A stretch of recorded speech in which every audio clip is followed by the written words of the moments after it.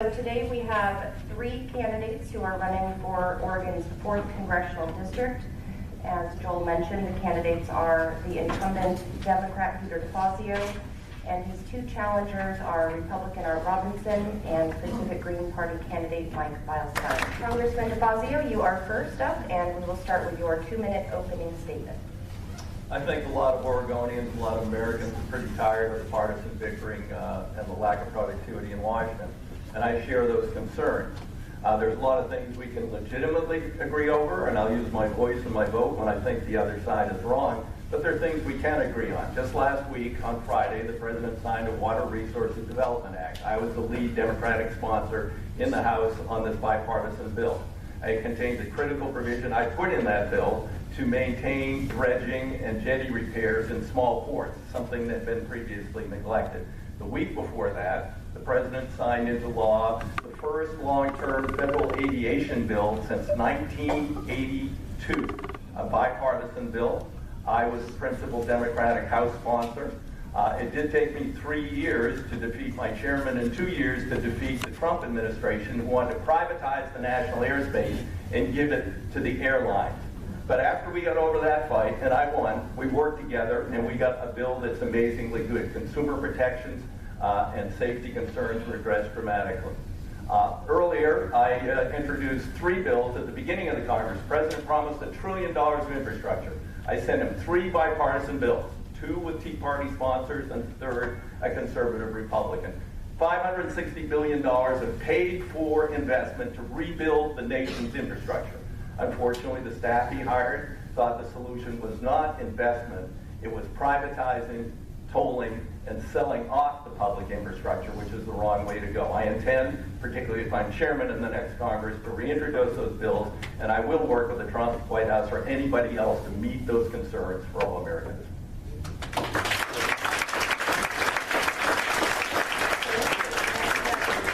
Challenger, Art Robinson, 2-minute opening statement. I'm Art Robinson. I spent my life in science. Caltech, Stanford, San Diego. Liza Polling and I started a research institute together. We worked together for 15 years on everything from nutrition to nuclear physics.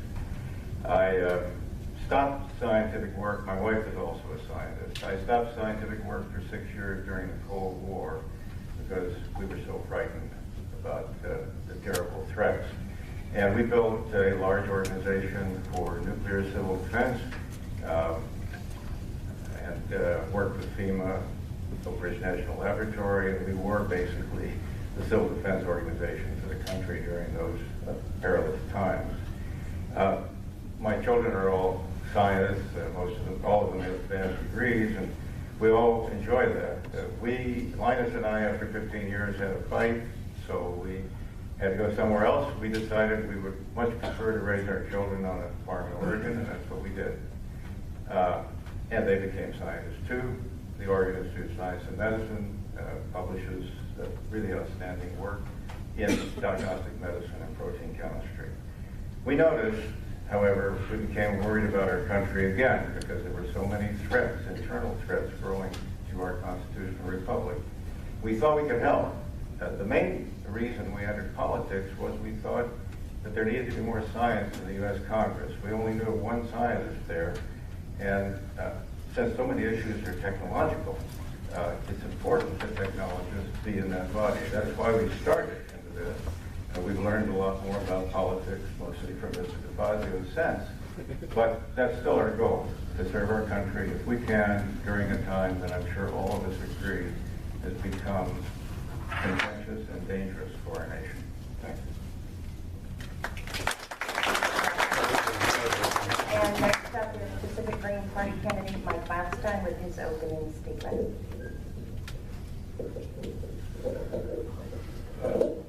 It's nice to be here. Thanks for inviting me. I want to put a plug in for City Club. I'm a member of City Club in Corvallis, and those people who are here who are not members, I encourage you to join City Club wherever you are, Eugene. Also, the League of Women Voters. I'm a member of League of Women Voters, and I appreciate their creating this opportunity for the public to hear from candidates. And I'm not a member of AARP, but and there's certain reasons I won't join, but it's not that I'm not knowledgeable. I think the United States and the world is facing really treacherous times. I think we have, I guess, three areas that I see as real problems. Are first of all, climate change. That I think that we are about to put the world in a position where it's not going to be able to recover, where human civilization is not going to be able to continue in another 100 years or so, or maybe the next 50 years. And the other big threat is militarism. And the United States, it seems to be the leader in that, and that we are the source of violence in the world. And the United States has to back away from this militarism, colonialism, and imperialism. And the third issue is economic disparity, which is growing in the United States, is growing in the world. And our tax structures, our political structures are all geared to make that problem worse. We have basically a system that siphons wealth out of the country and siphons it into the hands of a few wealthy people. And those wealthy people have control of the political system, and so it's very difficult or maybe impossible to change that, to turn that around. But those are the issues that I want to work on. Those are the issues that I will work to overturn in the U.S. Congress. And I've got the support of the Green Party to do it. Thank you.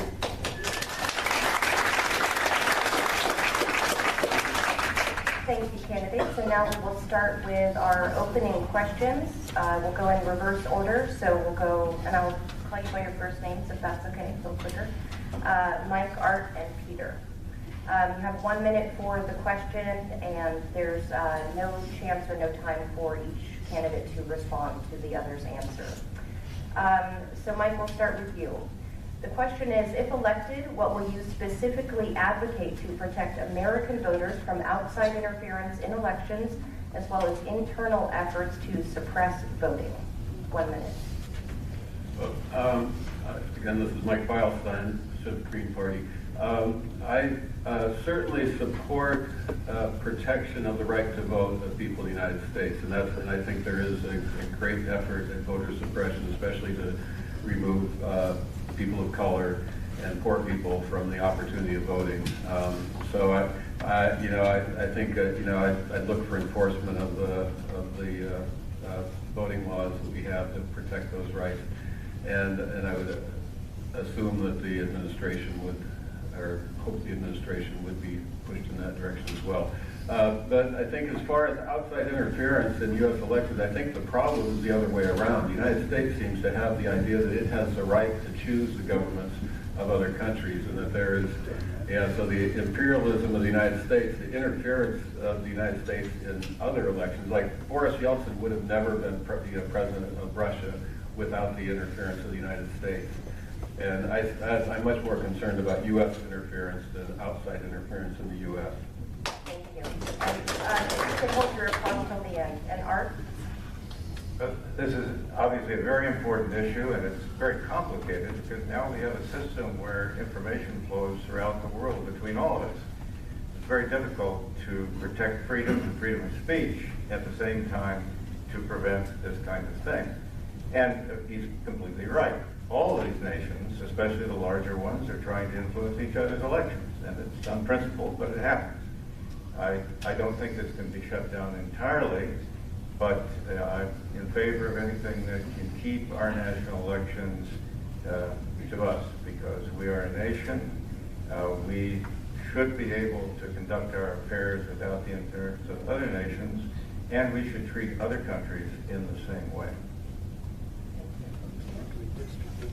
Peter DeFazio, I support the Mueller investigation and want to see what the results and the conclusions are, and we'll defend that.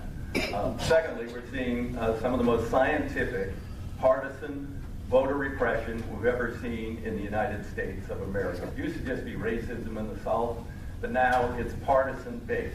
When you look at what's happening in North Dakota, repressing the Native American vote, if you don't have a street address, these people have been voting for 20, 30 years. They're on the rolls. They don't have street addresses on the reservations. It's a new law passed by a Republican legislature in the hope of keeping control. Look at what's going on down in Georgia. Very similar. The Secretary of State, who's in charge of elections, running for governor, holding the ballots, the applications of predominantly African Americans. North Carolina, closing polling places.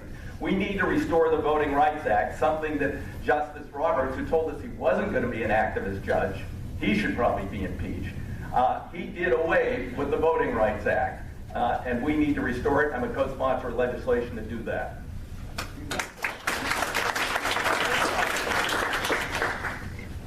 This is an audience question. We'll start with Peter. What is your position on single-payer health insurance, and what is the federal government's role in assuring access to affordable, high-quality health care? Well, unlike my opponent, Mr. Robinson, I supported the Affordable Care Act and extending health insurance to many Americans. It was not a perfect law. At the time I said I'll vote for it reluctantly. It needs to be improved and expanded. The greatest problem between the bill that passed the House and the one we got stuck with in the Senate, because Teddy Kennedy died and they had a filibuster, is that we had national exchanges. We had a national not-for-profit plan that would have been offered to every American across the country. The prices would have been lower, the coverage would have been better, and that, I believe, would have demonstrated to Americans that there is not a threat with a program that's single-payer or Medicare for all.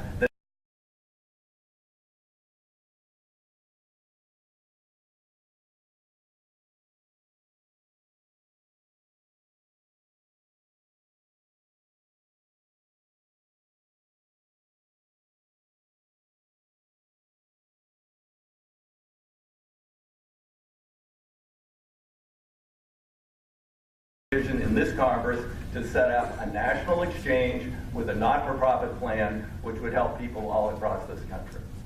Thank you. Next up is Art.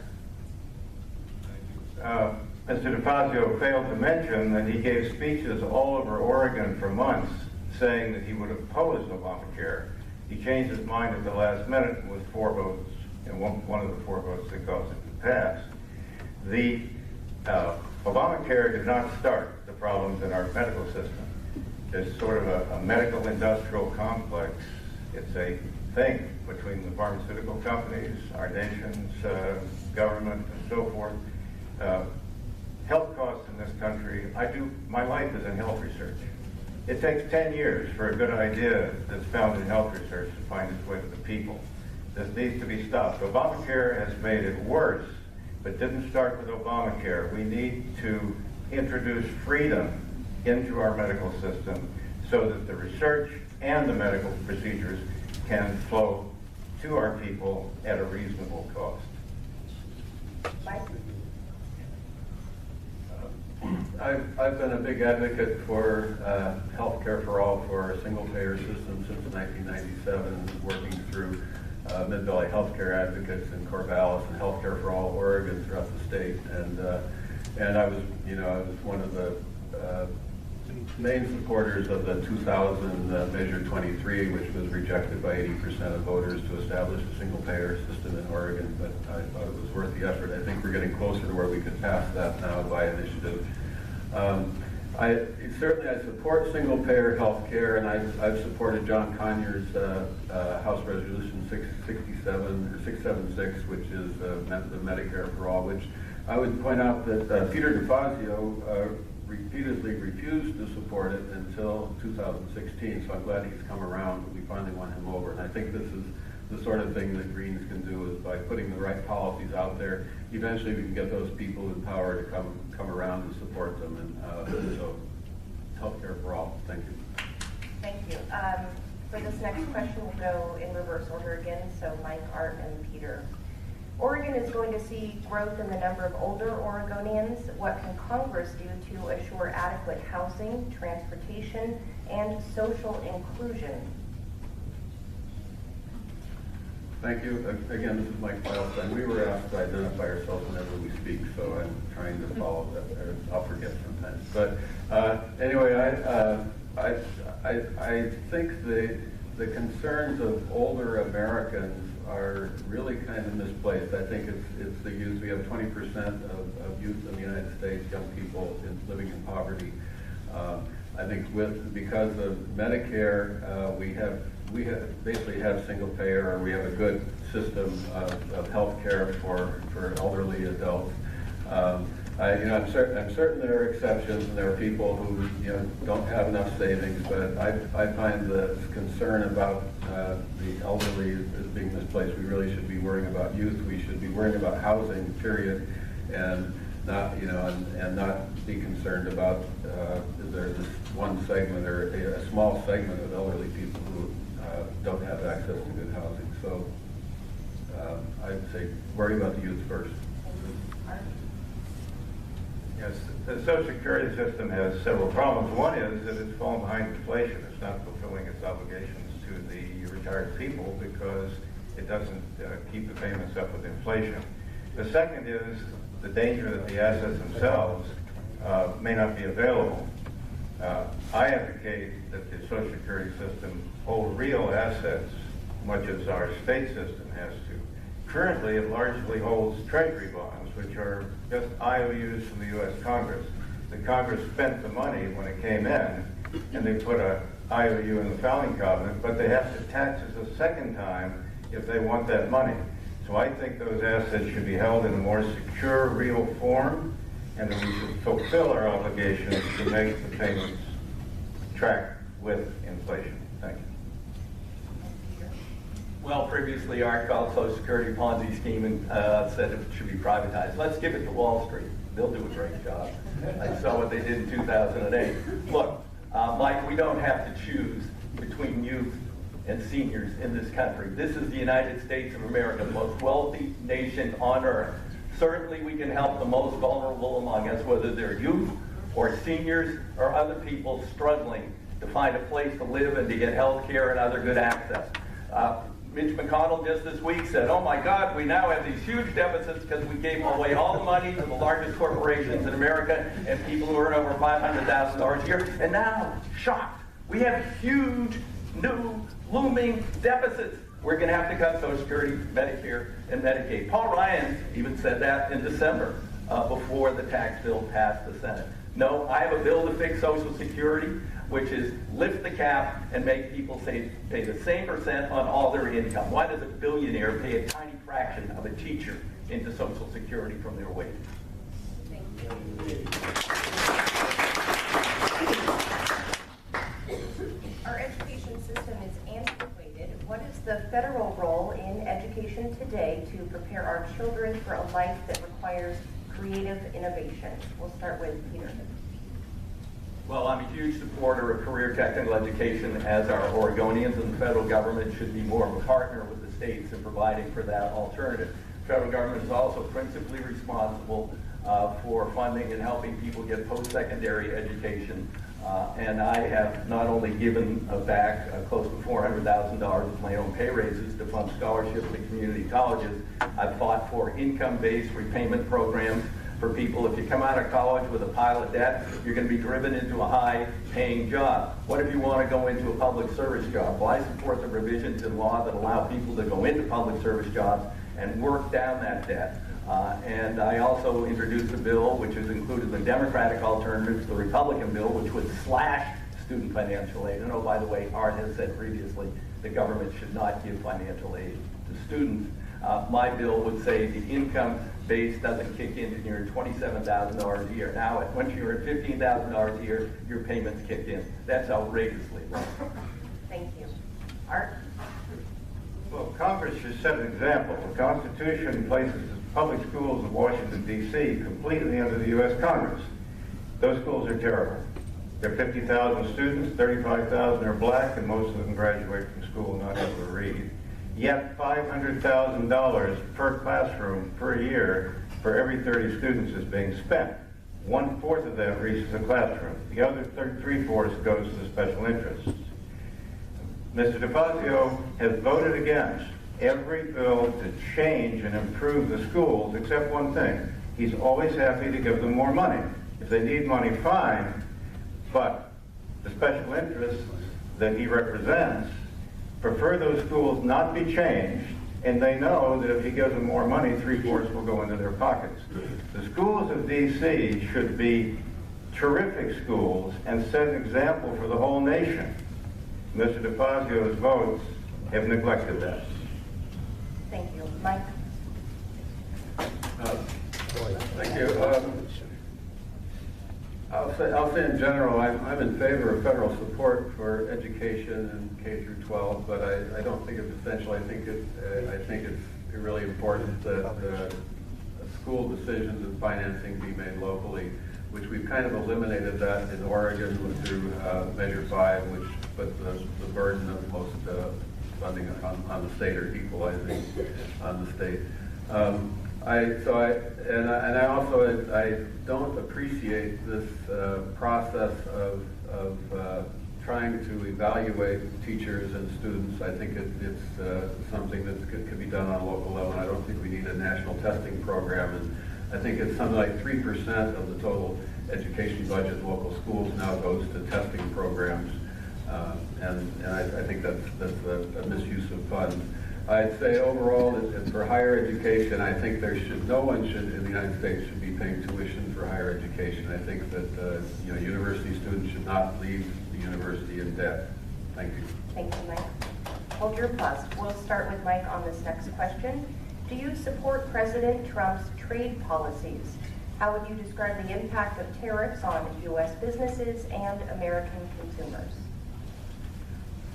I can say I'm not an expert. I read the newspapers and I see that these new tariffs that are threatening the U.S. economy, they're threatening the Chinese economy. I think they're making things more difficult. I'd say in general, I'm in favor of free trade if that free trade is fair. I think NAFTA and some of the other trade agreements that we have with Latin America, with Central America, and Korea are really based on allowing the free movement of capital without allowing the free movement of workers. So basically, it's allowing the oligarchs to accumulate capital and move it around as much as they like, with no concern for the effect on citizens, on the people that they are represented, that their government should represent. So, of course, I'm opposed to NAFTA and the Korean Free Trade Agreement, et cetera. Thank you. Thank you, Mike. Art? The President, this is a one with several things. There's trade, regulations, taxes, all these things. The President has to swim in that terrible swamp in Washington and help our economy. And to his credit, he's been succeeding. This is the most vibrant economy this country has seen in decades. He brought us out of a 10-year slump. Unemployment is at the lowest level possible. People have jobs. Our economy is greatly improving. Of course, that's done at the expense of other things. For example, it's increased to some extent the national debt. The President's doing his best to deal with an extremely complicated situation. But we can see the American people are becoming more optimistic. Even U.S. Steel just invested $750 million in Gary, Indiana. Everything in this country economically is rising now as a result of his composite policies. It's very complex. It doesn't mean it'll stay this way. A lot of mistakes have been made in the past. And I support the President's efforts to make this country great again. Thank you, Art. Nina? Peter DeFazio. I agree with President Trump in that our trade policies are a failure. I don't necessarily agree with his solutions. I voted against NAFTA, was a fervent opponent of that, and Bill Clinton put that through with a Republican majority in Congress. I opposed Obama when he proposed to take NAFTA and put it on steroids and have the Trans-Pacific Partnership. These trade agreements have been written in secret by and for multinational corporations with the conspiracy of the United States government for decades. It's time to change that. We need to bring and keep quality jobs home. We need to stop oppressing labor around the world and having capital chasing the most oppressed labor around the world, or the country that has the least environmental regulation. I've met numerous times with Trump's trade advisors. I think they were on a pretty good track with NAFTA. I haven't seen the final language. They haven't taken care of a couple of major issues. It doesn't seem that the labor parts, which look pretty good, are enforceable. It's not real if it's not enforceable. So I'm reserving judgment on whether I can support their new, whatever you call it, USMC. Thank you, Peter. Do you support federal action to address climate change? If so, what actions and how would you move them forward? If not, please briefly describe your views about climate science. Peter, we'll start with you. I think, particularly given the UN report, we now know that we don't even have as much time as we thought we had to deal with an existential threat to planet Earth. Now, my opponent at his institute has proven that climate change is a hoax, a myth, and he's even said, burn the coal fields, we will benefit from the carbon dioxide. Wow, that's the kind of scientist we want to send to Congress, really? There happens to be a large majority of other people who think this is a real problem. The oceans are acidifying. Look at what's happening with forest fires, and look at all the other things that's happening. We need to take strong steps. I strongly supported the few things Obama was able to do to restrict coal plants. The Republicans, unfortunately, have overturned those things. We need to do a heck of a lot more on a national basis. We need to get back in the Paris Climate Accord, and we need to lead the world in reducing carbon emissions from this country, not follow the worst polluters like China and India. Thank you. Art? Yes, I've been studying this very carefully since the Wall Street Journal asked me to write editorials for them on this subject. I've studied the science. I've written what was the most read definitive research paper in the world for several years. The fact is that there is no proof that humans are significantly affecting the climate. That's scientific fact. We organized a group about that. 31,000 American scientists and engineers signed a document to that effect, including 9,000 PhDs in physical science. This is simply not true that carbon dioxide is harming the planet. In fact, you have much larger population of plants and animals today because of the increase in carbon dioxide. This is not science, it is politics, and it is not doing our nation any good. Thank you, Art. Mike, same question? Mike Beilstein. I want to put a plug in for Citizens Climate Lobby. It's a group I work with. Its goal is to establish a nationwide and ultimately through treaty in every country have a price on carbon, and to have that price that's paid, the fee that's collected, returned to individuals, to households, and then have that. That price on carbon should encourage people to go to seek more efficient sources of energy, and if it's not adequate, then to increase that price and keep raising the price until it reaches a point where we can create a livable future for us. I think climate change is a real threat. It's not just burning fossil fuels, but it's what we do with them. Our agricultural system, which is fossil fuel based, is also destroying the oceans by adding nitrogen, and so it's a big change in our economy. Thank you. Thank you, Mike. What do Oregon's forest lands mean to you? If elected to Congress, how would you work with constituents across the political spectrum on forest policies? Mike, we'll start with you. Yeah, certainly, I want to preserve forests as much as we can. We can do forestry. We can harvest lumber, but we need to do that in a sustainable way. And so it's not tree plantation. We have to not only replace those Douglas firs that we take out, but we have to maintain the ecosystems along with it. I think that every community in Oregon, their water systems are threatened by current logging practices that allow logging up to and adjacent to streams. So, thank you. Thank you. Art? One of the reasons that I'm winning 5 of the 7 counties in District 4 in these elections now is that their economies have been so ruined by bad forest policy. In Josephine County, when we moved there 37 years ago, there were 10 lumber mills and the finest stands of fir timber in the world. There are no mills now. Policies of the federal government that prevented the use of that natural resource. Mr. DeFazio did not stop that. It was his job to prevent the destruction of an industry in his district. What he did instead, which is what politicians tend to do, he didn't solve the problem, he sought to benefit from the problem. So we got the counties some money. They didn't want money, they wanted their jobs in their industry. But now he could say, if you don't elect me every 2 years, your money won't come. It is very important to have congressional representation of your district to protect your industries. In my county, all of our major industry was destroyed by the neglect of our congressman. Thank you, Art. Peter? Well, forestry is the most contentious issue I've ever dealt with since I've been in Peter DeFazio in Congress, and I've sought to find a responsible middle ground. That is sustainable timber harvest, but protecting the remaining old growth, protecting our streams, watersheds, and critical endangered species. I worked early in the Obama administration with two renowned scientists, Norm Johnson, Jerry Franklin. I got the Obama administration to fund pilot projects to move on to a new kind of forestry that isn't the old clear-cut industrial type forestry using herbicides afterwards. A number of those pilot projects were laid out. People say they look pretty good, but then they got appealed and litigated, actually by environmental groups, and they didn't go forward.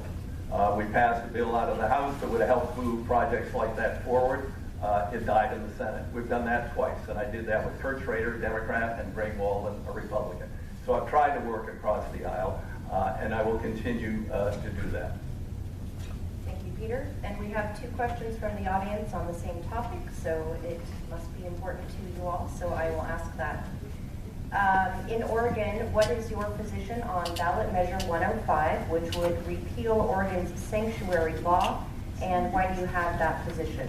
Peter, we'll start with you. Sanctuary law means we have a federal government, and the federal government enforces federal laws, including immigration laws. We have a state government. We're under police as a state. We have the same number of state cops we had 20 years ago or 30 years ago. The population's doubled. We are under police. It is not their job to seek out people who are here and their only offense is being in the United States without documents. That's all our sanctuary law says. People are trying to say, you're harboring criminals. No, we're not harboring criminals. Anybody who commits a greater offense and is convicted will be reported to the federal authorities by the state of Oregon. But we're not going to send out our police who are already overworked and say, go out there and look for people who are here without documents. So I am absolutely opposed to the repeal of Oregon's law. Thank you. Art? Well, the next door to me, there's a marijuana farm. I'm not opposed to what they do on their property.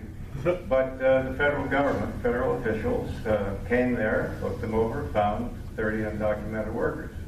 The federal officials, not the state police. And they said, well, you can't work here, you're not entitled. So they turned them to the community. They couldn't do anything because of the sanctuary laws in Oregon. I oppose sanctuary situations where states deliberately violate federal law. A country without borders is not a country. And there's a major fight in our country going on today where the Democrat Party, Mr. DeFazio's colleagues, want open borders. Open borders means average the American nation down into the rest of the world without borders.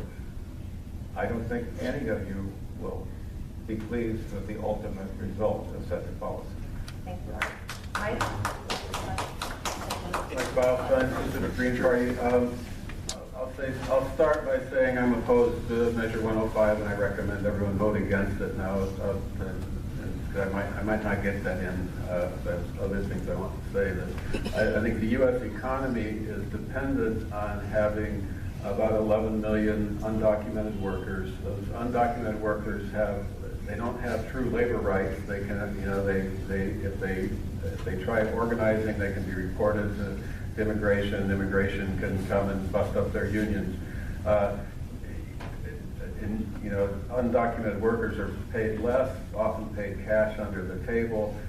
It used to be agricultural labor, and planting trees was the main area that we had undocumented workers in. But now pretty much every restaurant, every construction site has undocumented workers, and these undocumented workers keep the, the lack of their labor rights really restricts the labor rights of all workers.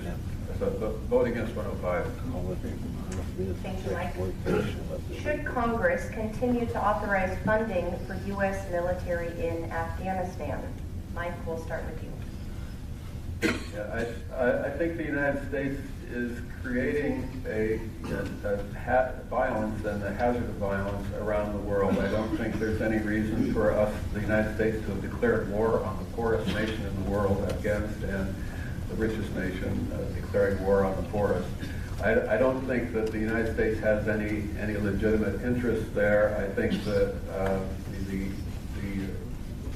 issues of the horrors that created by the Taliban were much overrated in the American media to create this war frenzy. Certainly the United States refused to cooperate with Afghanistan after the September 11th attacks, in which Afghanistan was quite willing to turn over Osama bin Laden if the United States could present a case against him, which the United States never did present a case against Osama bin Laden. They just assassinated him. So the United States definitely should not be in Afghanistan. Thank you. Thank you. Art? The Constitution requires the United States government to defend this country. It should have the best equipped and best military in the world so that our nation is safe. But it should not go around the world trying to police the affairs of other people. Many fine Americans have died in Afghanistan. I don't think the United States should have military installations in 130 countries and be trying to tell them how to live. We should live in our nation. We should produce the best products at the lowest price and economically be involved with all the nations of the world. We should not be using our military to tell them how to live any more than we would want them to use military to tell us how to live if they had that opportunity. Peter? Well, I think it's a long past time to bring the Afghanistan campaign to a close. There are attempts right now to actually have negotiations among a number of nations who've been in there. Oddly enough, the Russians, of course, who dominated the country for many years, are involved in this, and I hope it comes to a diplomatic end soon and we can bring our troops out of there. I have been one of the strongest proponents of war powers in the United States Congress. The war being conducted in Syria and elsewhere is outside the Constitution, is not covered, and has not been subject to the War Powers Act. It's actually been written defectively, and I've introduced legislation to say before the president puts troops into battle, he or she has to get permission. Unfortunately, the law now allows the president to put troops into battle and then come to Congress 60 days later, and by then everybody's like, oh my God, we're at war, you can't do that to the troops. So we need to fix the system. Congress needs to reassert its constitutional duty. Thank you, Peter. On this question, there's two parts. Do you support American membership in NATO and in the United Nations? Why or why not? Peter, we'll start with you. Yes, I do support our membership in NATO. Personally, I didn't think it was wise to expand NATO into a bunch of former Soviet republics in a provocative way that George Bush did, and I opposed that. I said, what are these little countries contributing to the common defense of the democracies of Europe? NATO has become now a sore point, whereas before that was sort of a buffer zone. Now the Russians are being very aggressive. I've traveled in the Balkans, and we have to be very careful about what the Russians are trying to do in that area. But no, I fully support NATO. I support the United Nations. I'm particularly supportive of the report that came out of the United Nations saying, no, man-made climate change is here, accelerating more quickly than we think, causing an existential threat to everything on this planet, unlike my opponent, Mr. Trump. Thank you, Peter. Art? Yes, well, that existential threat is non-existent. As far as the United Nations is concerned, it's a very good idea to speak with people and dialogue with people constantly. I've been disappointed to see that every time the president tries to do that now, they shout treason. I mean, it's his job to get along with people. So I certainly support talking to people in the United Nations. But the situation is very dangerous. As I said, I stopped all of my work, my colleagues and I, to help protect our country during the Cold War. What they're doing, what NATO is doing now, is more severe and more dangerous than anything we saw in the Cold War. We have troops on the Russian border, 300 miles from Moscow, practicing attacking these people. What would we say if there were Russian troops on the Canadian border practicing attacking our country? This situation is very dangerous, and it should be defused and stopped. And I think probably Mr. DeFazio will feel the same way. Thank you, Art. Mike? Mike Beilstein, Pacific Green Party. I'd say both NATO and the United Nations were founded shortly after World War II as a means of kind of stabilizing the world, the control of the world by the big powers, which included the Soviet Union and the United States. NATO specifically was set up to threaten the Soviet Union to say that you're staying out of Europe, and you know that they got their portion, and you know including East Germany and Poland.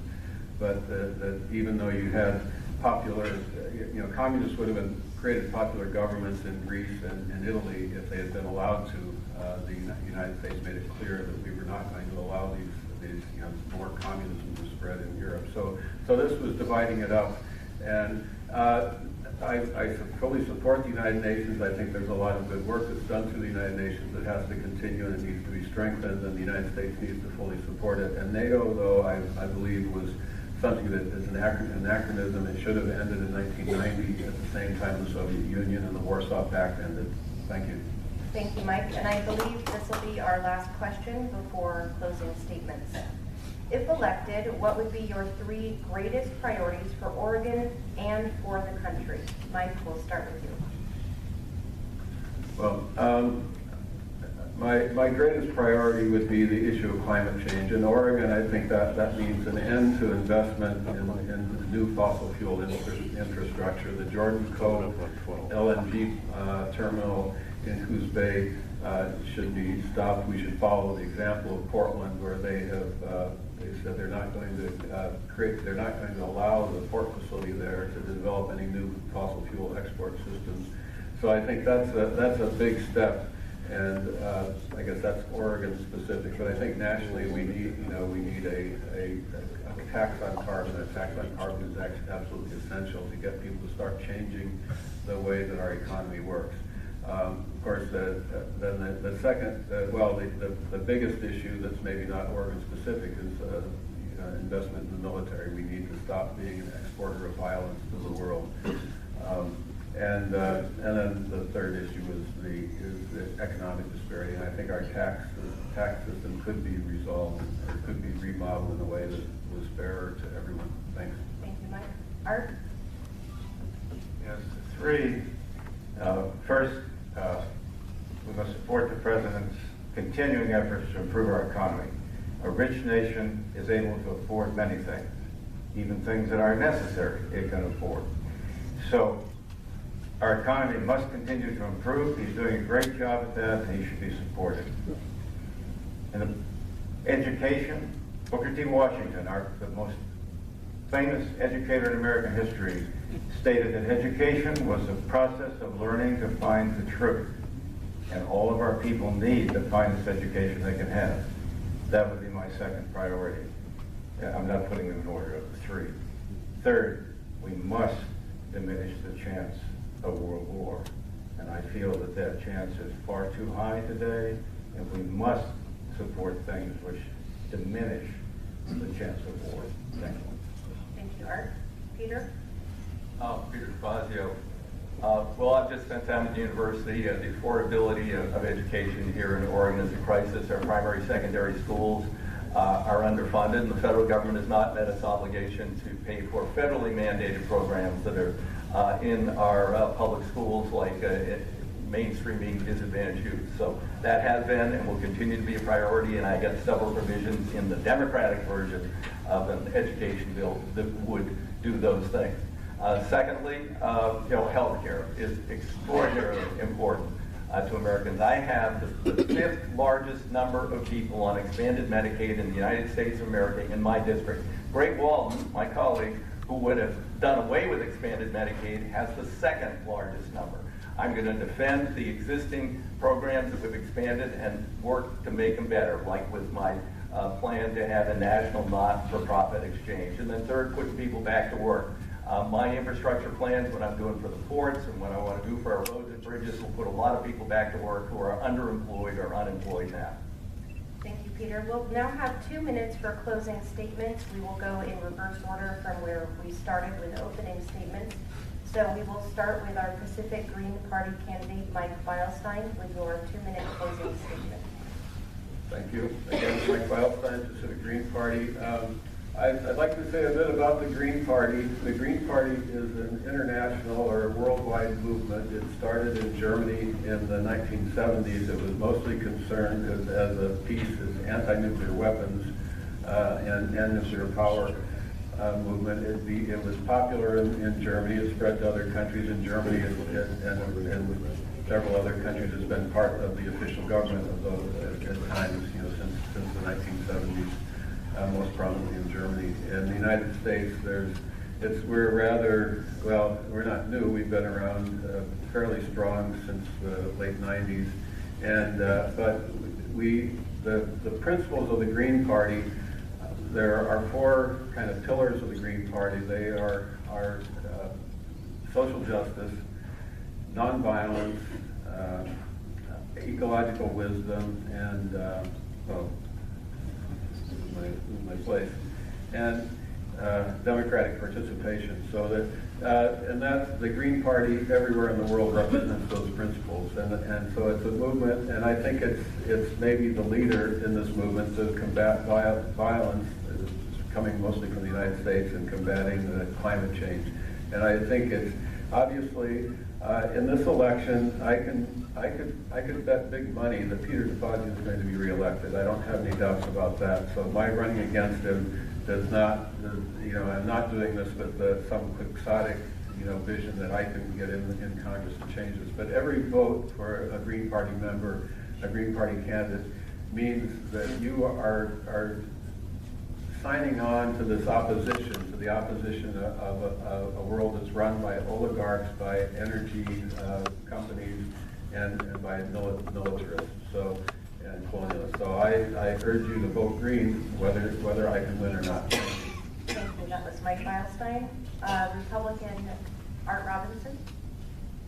The founders of our constitutional republic intended the House of Representatives to be people, citizen volunteers that went up and served in the House for a short time and came home.